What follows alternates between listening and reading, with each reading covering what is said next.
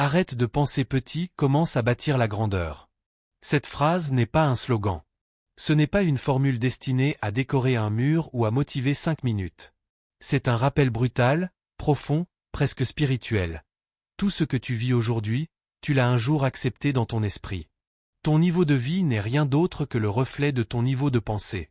Et tant que tu te permettras de penser petit, la vie ne te donnera jamais quelque chose de grand. Regarde autour de toi, chaque grande réalisation humaine a commencé dans le silence d'une pensée audacieuse. Edison n'a pas inventé l'ampoule parce qu'il cherchait un revenu stable. Disney n'a pas créé un empire en espérant seulement faire ce qu'il peut.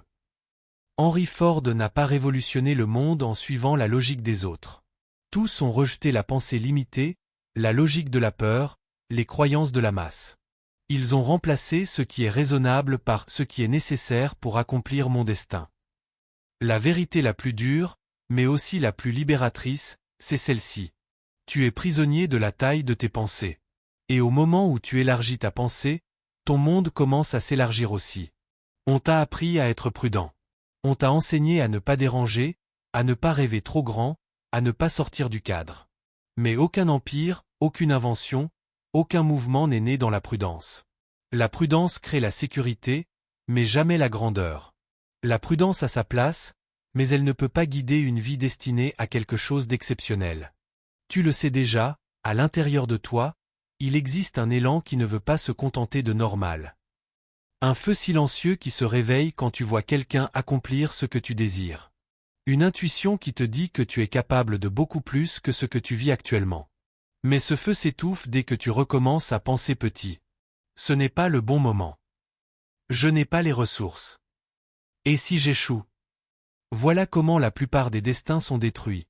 Non pas par l'impossibilité, mais par la pensée limitée. Ce n'est jamais le manque de temps, d'argent ou de talent qui bloque la grandeur, c'est le manque de vision, de conviction, de permission intérieure. Lorsque Napoléon il disait « Ce que l'esprit peut concevoir et croire, il peut l'accomplir », il ne parlait pas de simple motivation. Il parlait de loi. Une loi aussi réelle que la gravité. Ta vie se déploie selon l'espace que tu crées dans ton esprit. Si ton esprit est petit, ta vie sera étroite. Si ton esprit est vaste, ta vie s'élargira pour lui obéir. La première grande transformation consiste alors à changer ton point de départ mental. Cesser de voir ton potentiel à travers les limitations actuelles. Cesser de te définir par tes circonstances présentes. Cesser d'interpréter tes échecs comme une identité. Tu dois recommencer à penser comme les bâtisseurs, comme ceux qui refusent l'ordinaire, comme ceux qui avancent même quand le monde doute. Tu dois te rappeler que la grandeur n'est pas une destination, c'est une posture intérieure. Et cette posture commence par un acte simple mais radical. Tu dois te donner la permission de vouloir plus. Tu as peut-être grandi dans un environnement où rêver grand était perçu comme de l'arrogance. Où viser haut était vu comme un manque d'humilité. Mais laisse-moi te dire ceci. Il n'y a rien d'humiliant à restreindre ton potentiel pour rassurer ceux qui ont abandonné le leur. Aucune grande vie n'a été bâtie en se pliant au confort émotionnel des autres. La grandeur n'est pas une question de chance, de lignée, de statut ou de diplôme. La grandeur est une décision. Une décision que très peu prennent, parce qu'elle exige de regarder la vérité en face. Si ta vie ne ressemble pas à ce qu'elle devrait être, c'est que tu penses encore trop petit. Alors, élargis ton esprit. Ose imaginer une version de toi que tu n'as encore jamais vue. Ose visualiser un avenir qui te dépasse, qui t'effraie même. Ose vouloir des choses que ton entourage trouvera trop grandes. Ce n'est pas leur vision, c'est la tienne. Et ce que tu vois intérieurement, tu peux le construire extérieurement. La grandeur commence dans l'esprit, mais elle ne peut pas rester dans l'esprit. La pensée est la graine, mais l'action est l'eau qui la fait germer. Et c'est précisément ici que la plupart des gens abandonnent. Ils confondent rêver grand avec agir grand. Ils confondent visualisation avec transformation. Or, le monde récompense le mouvement, pas l'intention. Tu peux lire tous les livres, répéter toutes les affirmations, écouter toutes les vidéos, rien n'aura d'impact si tu ne prends pas des décisions alignées avec la grandeur que tu prétends vouloir. Il ne suffit pas de vouloir plus. Il faut devenir quelqu'un qui agit comme si le plus était déjà en route. Regarde Henry Ford. Quand il a imaginé la voiture pour tous, personne n'y croyait. On le prenait pour un fou. On disait, Si les gens voulaient des voitures, ils l'auraient demandé. Mais Ford ne vivait pas à travers la logique des autres. Il vivait à travers la vision qu'il avait décidé d'incarner. Il ne s'est pas contenté de penser grand, il a travaillé grand. Et l'univers finit toujours par se plier devant celui qui agit avec une conviction inébranlable. Le problème, c'est que la plupart des gens attendent. Ils attendent que la peur disparaisse. Ils attendent de se sentir prêts. Ils attendent d'avoir le bon plan. Ils attendent l'approbation. Ils attendent les ressources. Et en attendant, la vie passe, les opportunités s'envolent, et leurs rêves s'éteignent doucement, comme une flamme qui manque d'oxygène. Tu dois comprendre ceci, la grandeur ne se manifeste jamais dans l'attente. Elle apparaît quand tu avances, même si la route est floue. Quand tu poses un geste, même si le résultat n'est pas encore garanti. Quand tu oses sans permission, sans validation, sans certitude. Napoléon il disait que chaque grande réussite est précédée d'une décision claire. Mais cette décision n'est pas une phrase dans la tête. C'est un engagement énergétique, un choix qui change ton comportement. Un choix qui exige discipline, constance, persévérance, même les jours où tu en as assez, même les jours où tu doutes, même les jours où le progrès paraît invisible. Tu dois développer une discipline qui dépasse ton humeur. Une discipline qui n'obéit pas à ta motivation mais à ta vision.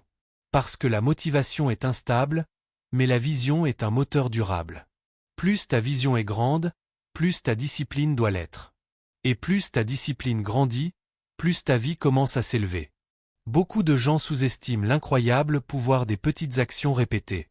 Ils veulent des résultats massifs, instantanés, spectaculaires. Mais regarde comment la nature fonctionne, rien de grand ne pousse en un jour. Le chêne ne devient pas immense en une semaine. La montagne ne se forme pas en une saison. La grandeur est un processus qui récompense l'endurance plutôt que la précipitation. Et c'est exactement là que tu dois te distinguer. Tu dois devenir l'exception, celui qui avance quand les autres renoncent. Celui qui reste concentré quand les autres se dispersent. Celui qui recommence quand les autres se découragent. Parce que c'est précisément dans ces moments-là, quand personne ne te voit, quand personne ne t'encourage, quand rien ne semble fonctionner, que la grandeur commence réellement à se construire. Tu ne peux pas penser petit et espérer vivre grand. Tu ne peux pas agir en petit joueur et espérer une vie en grand format. La vie ne te donnera jamais plus que ce que tu t'autorises à demander et surtout, que ce que tu t'autorises à poursuivre avec une détermination acharnée. Alors avance. Même si tu as peur. Advance. Même si tu n'as pas toutes les réponses. Advance. Même si la route est longue. Le courage n'est pas l'absence de peur, c'est la décision d'avancer malgré elle. Il arrive un moment où ton esprit cesse simplement de rêver grand, et commence à devenir grand. Ce moment-là est silencieux, mais tu le sens. Tu te redresses un peu plus. Tu marches différemment. Tu penses différemment. Tu ne cherches plus la permission. Tu ne cherches plus la validation. Tu ne cherches plus la certitude. Two churches l'expansion. La vérité, c'est que la grandeur n'est pas quelque chose que l'on atteint. C'est quelque chose que l'on incarne. Elle ne commence pas quand tu réussis. Elle commence quand tu refuses de revenir à ton ancienne version. Quand tu arrêtes d'entretenir les pensées qui te limitaient. Quand tu t'élèves au-dessus de ton propre passé. Et plus tu grandis intérieurement, plus tu vas rencontrer de résistance. C'est normal. La résistance n'est pas le signe que tu fais fausse route. C'est souvent le signe que tu t'approches de ta transformation. Chaque grande vie est marquée par des obstacles qui semblent disproportionnés. Mais ces obstacles ne viennent pas pour te bloquer. Ils viennent pour te préparer. Ils viennent pour t'entraîner à la hauteur de ce que tu demandes. La vie ne te donnera jamais un rêve que tu n'es pas capable de supporter. Mais elle va te tester pour s'assurer que tu es prêt. Elle va t'envoyer des défis pour élargir ta force mentale. Elle va t'envoyer des retards pour développer ta patience. Elle va t'envoyer des déceptions pour affiner ta clarté. Elle va t'envoyer des échecs pour construire ton caractère. Parce que la grandeur vraie exige une architecture intérieure solide. On ne construit pas un gratte-ciel sur une fondation fragile. Et on ne construit pas un destin puissant sur un mental limité. C'est pour cela que tu dois cesser de penser petit. Pas simplement pour réussir. Pas simplement pour gagner de l'argent. Pas simplement pour prouver quelque chose. Mais parce que tu es appelé à devenir quelqu'un de plus fort que ce que tu imagines. La vérité que beaucoup refusent d'admettre, c'est que penser petit est confortable. Penser petit te protège de l'échec. Penser petit te protège du regard des autres. Penser petit te protège de la responsabilité. Mais penser petit te prive de la vie que tu aurais pu vivre. Repense à tous ceux qui ont marqué l'histoire. Abraham Lincoln aurait pu penser petit après des années de défaite. Walt Disney aurait pu penser petit après avoir été rejeté encore et encore. Thomas Edison aurait pu penser petit après des centaines d'échecs. Mais aucun d'eux ne s'est abaissé à la petitesse. Parce qu'ils avaient compris que la grandeur ne suit jamais les pensées timides. Elle suit les pensées audacieuses. Et toi aussi, tu dois devenir audacieux. Audacieux dans ta vision. Audacieux dans ta discipline. Audacieux dans ta manière d'affronter les obstacles. Audacieux dans ta manière de te relever. Audacieux dans ton engagement envers toi-même. Le monde ne manque pas d'intelligence. Il ne manque pas de ressources. Il ne manque pas de talent. Le monde manque de personnes qui osent penser et agir à la hauteur de leur potentiel. Et tu es appelé à faire partie de ces personnes-là. Alors écoute bien. Tu n'es pas en train d'avancer vers ta grandeur. Tu es en train de la bâtir, brique après brique, pensée après pensée, action après action. Et chaque fois que tu refuses de penser petit, tu poses une nouvelle pierre dans l'édifice de ta destinée. Il ne s'agit plus seulement de ce que tu veux accomplir. Il s'agit de qui tu veux devenir. Et tu es en train de devenir quelqu'un que ton passé ne pourrait même pas reconnaître. Alors lève-toi et avance avec assurance. Regarde la vie droit dans les yeux et dis-lui. Je ne suis plus ici pour survivre. Je suis ici pour construire. Construire ta vision. Construire ton potentiel. Construire ta discipline. Construire ta grandeur. Parce que lorsque tu arrêtes de penser petit, tu ne changes pas seulement ta vie, tu changes ton destin. Et maintenant, avance. Bâtis. Grandis. Deviens.